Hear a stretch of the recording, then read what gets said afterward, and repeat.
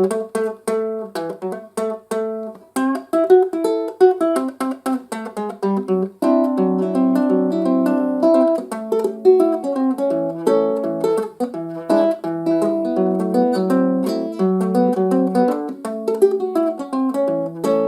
I give you my money, what more can I do? You're a good little girl, but Lord, you won't be true. Every day, well, mama, Lord, when I draw my pay, you're an evil-hearted woman, get drunk and throw it away. Now you're dogging me, mama, ain't did a thing to you. Then you keep on dogging, oh, tell him what you'll do. Now you dog me every morning, give me the devil late at night. Just the way you dogging me ain't gonna treat you right.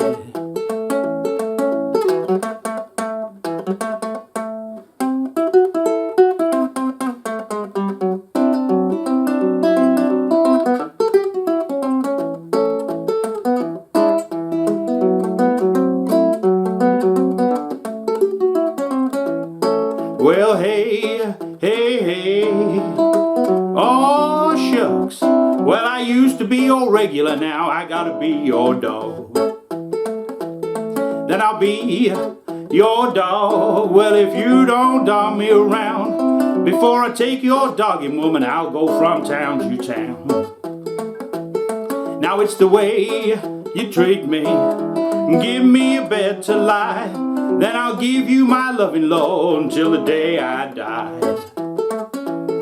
When you see me coming, throw your man outdoors.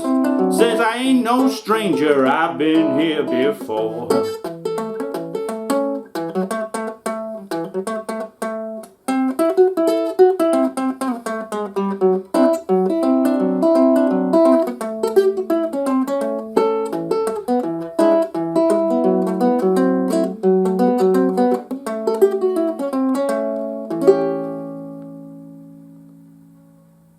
Untrue Blues by Blind Boy Fuller, and we're going to learn that on the baritone uke. The great thing about playing some of these tunes on the baritone is we can steal little ideas about chord voicings from the original guitar recordings, and that's what I'm going to do here. It's an 8-bar blues, quite a simple structure, 3 chords. We're going to do it in the key of A, which gives us access to some of those nice little open string tricks. So our chords are going to be A, E7, and D7. And you could just strum it with those basic chord forms and the song would work great. Well, I give you my money, what more can I do?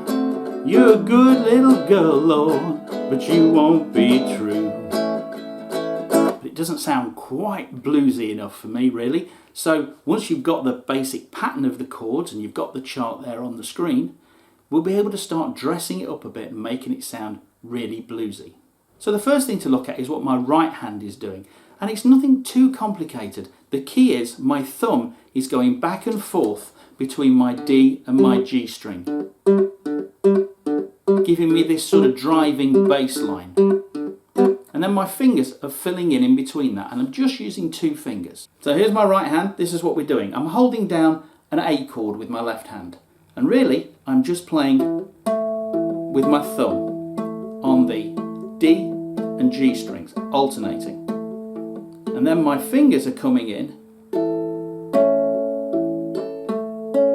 So I'm basically doing the outside 2 strings with my thumb and my second finger, my D and E strings. And then the inside 2 strings, my G and my B strings, with my thumb and my first finger. So get that first of all.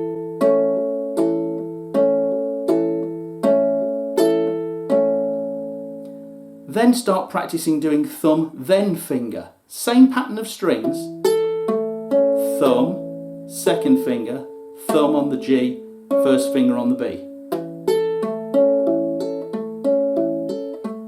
When you can do both of those, put them together. Pinch, pinch, thumb finger, thumb finger. And there are times when I might do a whole bar of thumb finger, thumb finger. instead of alternating between the two. But really, those two moves are everything that my right hand is doing, apart from when I break out of the picking pattern to do a little leap break. So if we just used the basic open chords of A, E7 and D7 and just put that pinch, pinch, thumb, finger, outside, inside pattern along to those chords, we'll get this.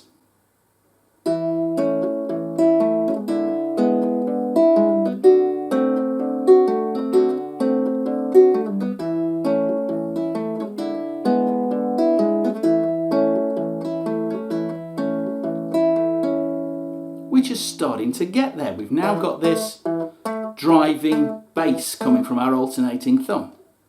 But now let's have a look at the chord voicings I was doing. I wasn't playing 2-2-2 open for my A chord. I was actually barring the 2nd fret and I had my little finger on the 5th fret of the 1st string to play my A like that. Now that spreads the chord out a bit, but it also puts my little finger in a good place for the little runs we're going to do later. Now let's have a look at the E7 chord. Now quite often you'd play an E7 with one finger. But what I want to do here is I want to have this 2nd fret E note underneath it. I want to keep an E underneath that E7. If I play it like that, I've got my D of my open D string. And that doesn't sound quite so good. So I'm going to play an E rather than an E7. And then I've got to turn it into an E7, but without losing this 2nd fret note. So I'm going to add my little finger on the 3rd fret of the B string. And now I've got an E7, but I've got the bass note I want. The next thing we're going to do is take that D7 that we would normally play there, which sounds great, but on the guitar, quite often, when that chord comes around, the guitarist will fret most of the strings, but leave the 1st string ringing through the chord, and that note doesn't strictly fit in a D7. So we're going to do the same thing. We're going to play our D7 like this. My 2nd finger is going to play the 4th fret of my D string. My ring finger is going to play the 5th fret of my G string. My index finger, the 3rd fret of the B string. Now you might have played a D7 like that, but with your little finger down on the 5th fret of the 1st string. And that's a nice movable 7th chord shape, and at that fret, that's a D7. But we're going to do a little trick from acoustic blues guitar players, mainly finger picking blues guitarists. We're going to lose that little finger and leave the E string ringing open. And that actually turns that chord into a D9. And it just has a little bit more interest and colour, and it's a sound very reminiscent of the original acoustic blues guitar players like Blind Boy Fuller. So let's just go through one verse, because once you can do one verse, all the verses are the same. Well, I give you my money. What more can I do? You're a good little girl, Lord, but you won't be true. And the only thing I sometimes did to break out of that pinch, pinch, thumb finger pattern was on that D7, the first bar of it was pinch, pinch, thumb finger, but then the next bar I just went outside, inside still, but thumb finger, to make the most of that ringing E string. So you'd get this. Pinch, pinch, thumb finger, pinch, pinch, thumb finger, here it comes. Pinch, pinch, thumb finger, thumb finger. And then back into our pinch, pinch one. Just on that D7. The only thing left to learn is that little break, and I used it as an intro, a little instrumental break, and I also put it on the end to bring us to a close. And this is what I did. Single notes starting on the 2nd fret of my D string, then the 4th, and then I move up to the 2nd fret of my G string. ba ba ba ba ba, and again, ba ba ba ba ba. Then I move up to the 5th fret, start on my G string, and I hit that note, and I'm giving it a little bit of a shove towards the ceiling. I don't want to bend up to the next note, just to get it in motion, and before it reaches the note it's aiming for, I bail out and move to the next bit. Another very bluesy sound. So 5th fret of the G string, bend it up, then flatten your finger out so you can play the 5th fret of the B string. Then your ring finger comes in and plays the 7th fret of the B string, back to the 5th fret, and then flatten that finger out even more and hit the 5th fret of your 1st string. So that's the sort of ascending part of it. We have this. This is the first bit to get. Then this bit. Then it carries on but comes back down again. So 7th fret of our B string, but leave that first finger down because it's already flattened out across 3 strings. 7th fret, take that ring finger off and your index finger's already holding the 5th fret of the B string. So we have this. And then we're back to that 5th fret.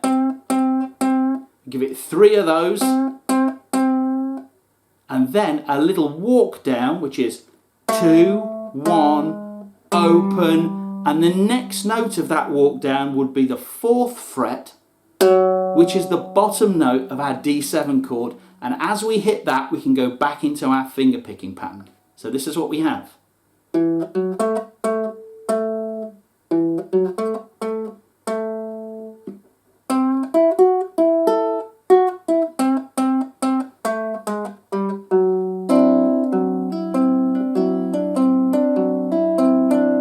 And then I go from there back to my A, but this time I'm going to do a little run on my A chord instead of just picking it, though you could just pick it if you wanted to. That note that my little finger is holding on the 5th fret is going to start moving around. So I'm going to keep my bar down, 5th fret on the 1st string with my little finger, then I go down to my 2nd finger instead on the 3rd fret. So that looks like an A7 chord. Then I take off that 2nd finger and I'm just left with the bar, so I'm playing the 2nd fret. Then my little finger goes to the 5th fret but 1 string lower on the B string, and then again 1 string lower, and that's that note we were bending again. So I know it's difficult with your little finger, but you can give it a little bit of a shove. Then the note you're already holding, the 2nd fret of your G string where you're barring. So we get this.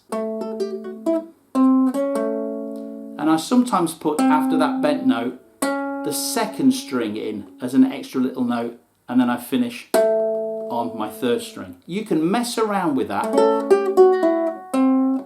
There's lots of things you can do with it. Loads and loads of things work with that lovely pattern, and you'll find that when you listen to blues records, they're never the same every time. They're just nice little places that you can put your fingers down to get cool sounding little bluesy riffs. Now when I've done that little run on the A chord, I go to my E7 chord, but just for 1 bar, 1 run through the pattern, pinch, pinch, thumb finger, and then I'm going to a different D7 chord. My little finger is going to play the 4th fret of the D string. My 2nd finger is going to play the 2nd fret of the G string. Then I'll have my index finger ready to play the 1st fret of the B string. It's quite a stretch. I don't play it yet though. I play 4th string, 4th fret, 3rd string, 2nd fret, 2nd string, open, back to my 3rd string, then put my index finger down on that 1st fret, 2nd string, so I get this, and then I take that index finger off again, and that's the run on that chord. But I do it twice. And then I'm back to my A chord, and if I want to do another little run there, I can do that. So here's the whole solo, nice and slowly.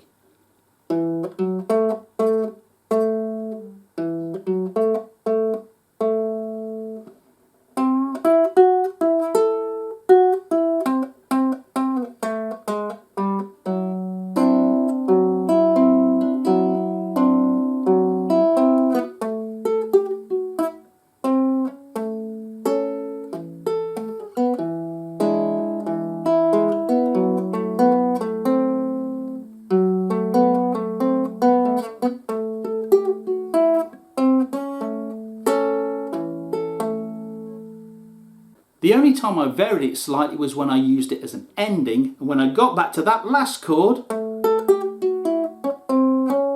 I just played an A7, bar the 2nd fret, 2nd finger, 3rd fret of the high E string.